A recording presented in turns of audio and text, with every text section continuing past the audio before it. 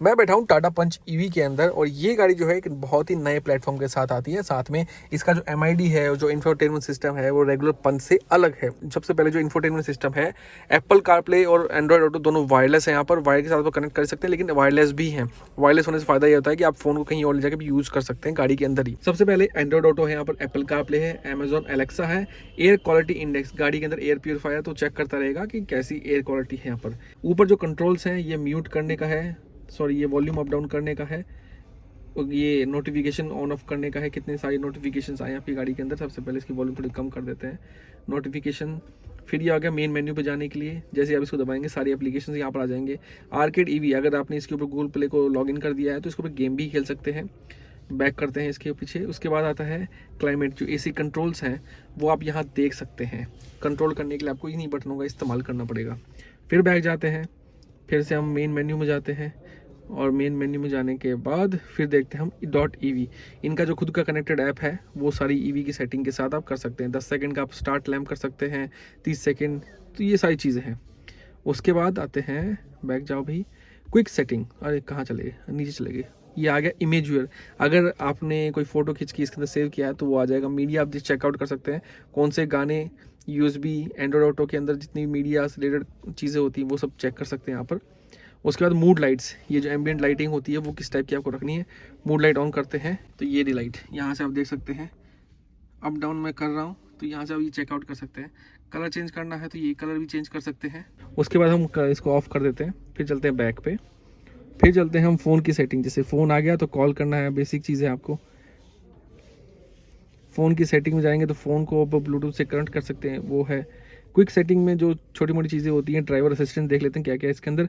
Park assist tone, park assist volume, park assist display timer, ये भी बढ़िया चीज़। चलो उसके बाद लाइट्स, आगे की पीछे की कितनी रखनी, DRL 30 सेकंड रखते हैं, वो बेस्ट है। मतलब अप्रोच, मतलब गाड़ी जब अनलॉक करेंगे तो लाइट ऑन हो जाएगी। उसके बाद चलते हैं थोड़ा सा और नीचे, शेयर माई लोकेशन। ये क्या करता है, Z कनेक्ट ऐप, यानी कि जो टाटा की खुद की ऐप है उसको आप यूज़ करके किसी और को लोकेशन शेयर करना चाहते हैं वो कर सकते हैं। साउंड डेमो, तो ये जितना भी वॉल्यूम बढ़ा देता हूँ मैं, तो ऐसे करके आप डेमो दे सकते हैं किसी को कि यार मेरी गाड़ी के अंदर स्पीकर देखो कितने बढ़िया से हैं। फिर सराउंड व्यू, 360 डिग्री व्यू। उसके बाद टाटा असिस्ट, अगर आपको चाहिए initiating call, slide to cancel. अरे भाई कैंसिल ठीक है, वैसे जाएगा नहीं क्योंकि इसके अंदर कोई भी कनेक्टिविटी है ही नहीं। वीडियो प्लेयर, अगर आप खड़े हैं, नो USB कनेक्टेड, तो video assistance, may I help you, set temperature to 22 degrees. Please turn on climate system and try again. Okay, मैंने AC ऑन ही नहीं किया हुआ है। व्हाट्स रिवर्ड, टाटा का खुद का नेविगेशन है। अगर आप 3 एड्रेस कीवर्ड्स होते हैं उनको डालेंगे तो एग्जैक्ट लोकेशन आपको मिल जाएगी। ये AC कंट्रोल को ऑन ऑफ करने के लिए बटन है, अभी ऑफ पड़ा हुआ है यहाँ पर, तो यहाँ से वो ऑन हो गया। 30 डिग्री दिखा रहा है टेम्परेचर, इसको हम कर देते हैं ऑफ क्योंकि सर्दी का टेम्परेचर है, कोई दिक्कत नहीं है। उसके बाद आते हैं सबसे बढ़िया चीज़, वो है इसका MID।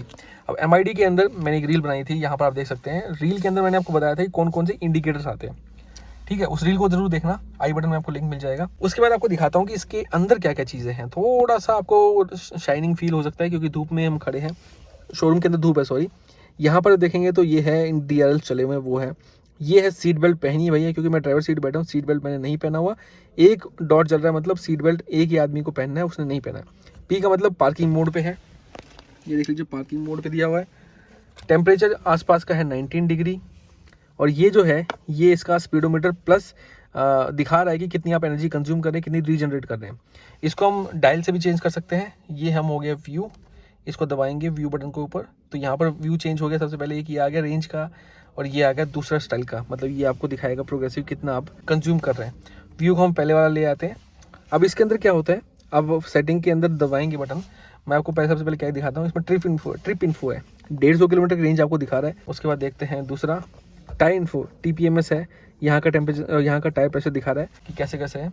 उसके बाद देखते हैं एनर्जी एनालिटिक्स, यानी कि ये ब्लू जो लाइन है इसके अगर नीचे जाएगा तो रीजनरेशन ज़्यादा होगा, इस ब्लू और रेड के बीच में रहेगा तो मतलब गाड़ी ठीक ठाक चल रही है, और रेड क्रॉस कर गया तो मतलब गाड़ी जो एनर्जी है वो ज़्यादा कंज्यूम कर रही है। मीडिया, अगर आपने एप्पल कारप्ले कनेक्ट किया हुआ है तो वो दिखा देगा। यहाँ पर नेविगेशन, ये बहुत बढ़िया चीज़ है। यहाँ पर देखिए मैंने अपना जो एप्पल कारप्ले है वो ऐड कर दिया है यहाँ पर।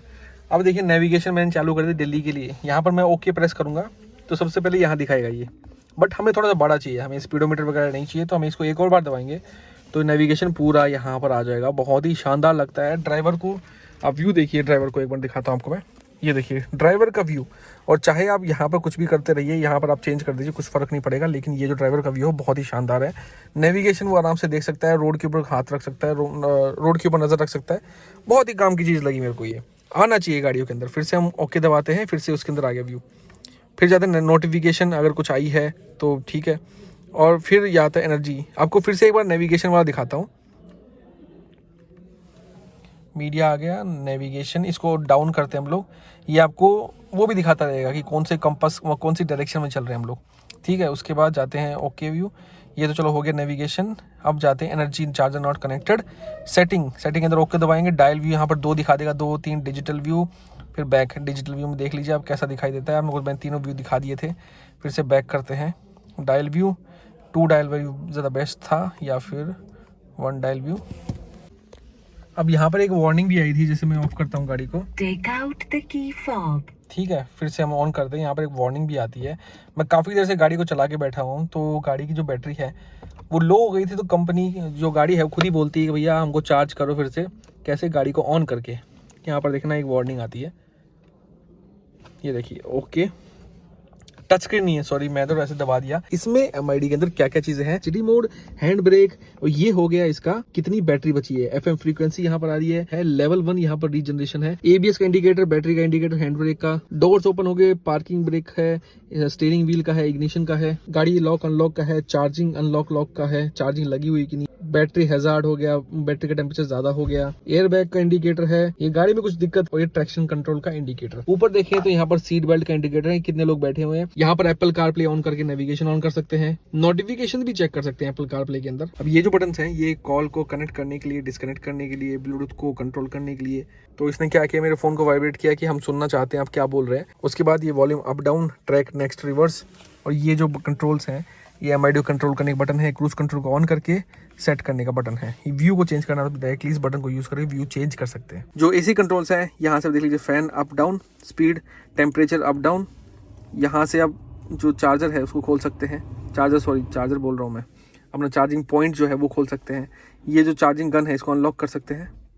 उसके बाद ये जो फॉग लैम्प्स है, इसको ऑन ऑफ करने का बटन है, यहाँ से फॉग लैम्प ऑन ऑफ कर सकते हैं। हिल डिसेंट कंट्रोल, ये बहुत काम की चीज़ है, गाड़ी के अंदर ज़रूर लेना। ये हैजार्ड लैम्प ऑन करने का, बूट को खोलने के लिए बटन, ओके, एंड बूट खुल गया। जबकि देखा मैंने यहाँ दबाया था तो बूट खुल गया। ये लॉक अनलॉक करने का बटन है, आपने सुना लॉक अनलॉक हुआ। 360 डिग्री व्यू में यहाँ टच करता हूँ तो, यहाँ ऊपर टच करता हूँ तो नहीं होता है, लेकिन बाकी सारे बटन हो जाते हैं।